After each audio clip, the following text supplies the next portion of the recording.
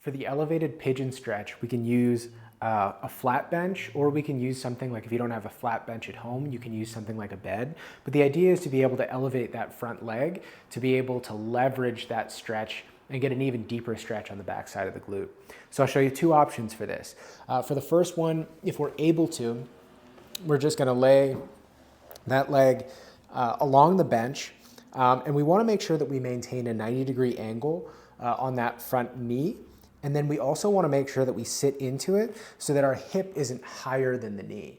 So we want to be able to kind of lunge into it a little bit to sit there, and then make sure that that knee is right in front of the hip. So sometimes if we kind of let the hip slide in and that knee slides out a little bit, so my hip would be in line kind of like with my mid shin here, we just lose the tension on the outer portion of the glute. So making sure that that knee is directly in front of the hip and that we're squaring the hips to the front is going to make sure that we get the most out of the stretch.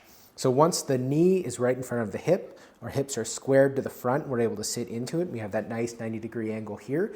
What we're going to do is, before we start to stretch into it, we're just going to kind of slightly arch the back a little bit, or an anterior pelvic tilt, and that helps to kind of target the back side of the hip. So maintain that slight arch and then hinge forward, and we should feel a deep stretch kind of on the outer portion of the glute, and then we're going to hold it in that position.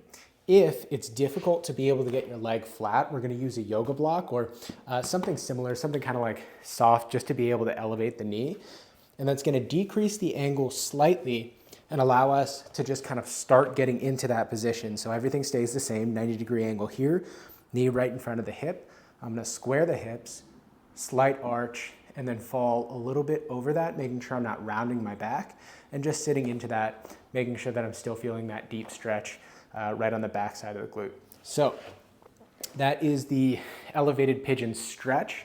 So make sure that you find a good position, make sure you're targeting the right area, and then just hold for the prescribed amount of time.